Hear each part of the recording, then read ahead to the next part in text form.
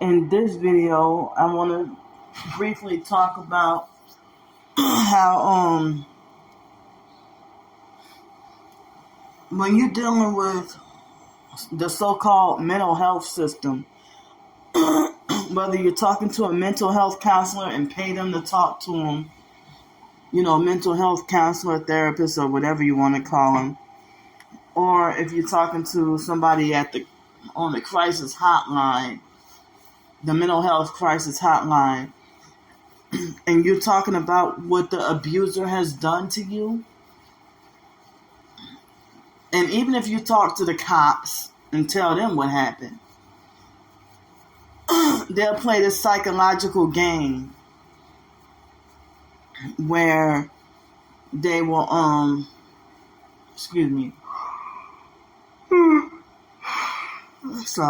they'll play this psychological game where, and I've seen in like textbooks and stuff where they want to try to say you should use I statements only and not statements that start with you or they, trying to talk about that, you should avoid accusing the person. So if you say that,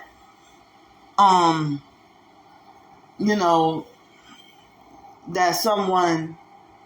say if you got into a fight with your boyfriend and you're dealing with domestic violence, and your boyfriend, and you're pregnant, and he punches you in the stomach, and you called the police and didn't get justice, so you don't have really any family support, and you're afraid of being judged, or you're afraid, family or friends might look at you different.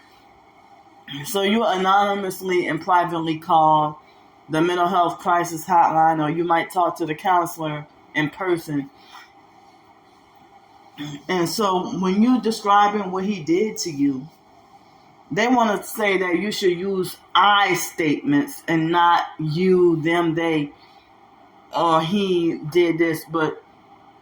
they'll play psych games and try to make you not just gaslight you, but try to make you gaslight yourself by saying,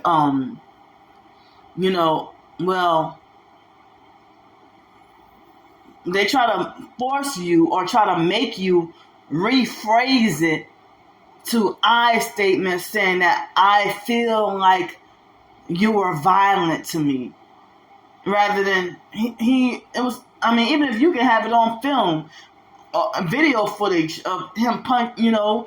and they might be like, well, instead of you saying that he punched you,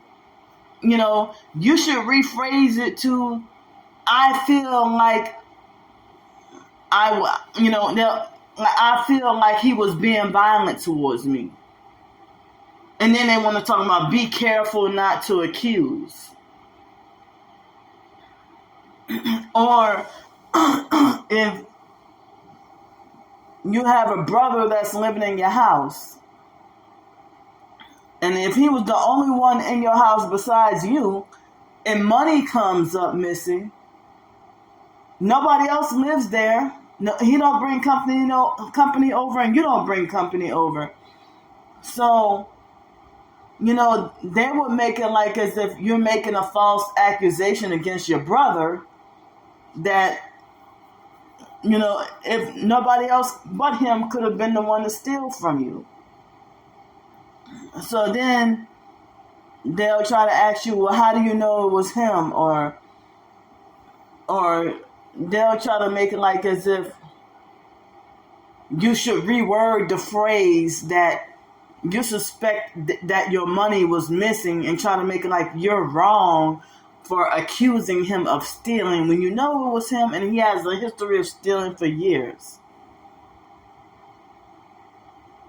So, so it's like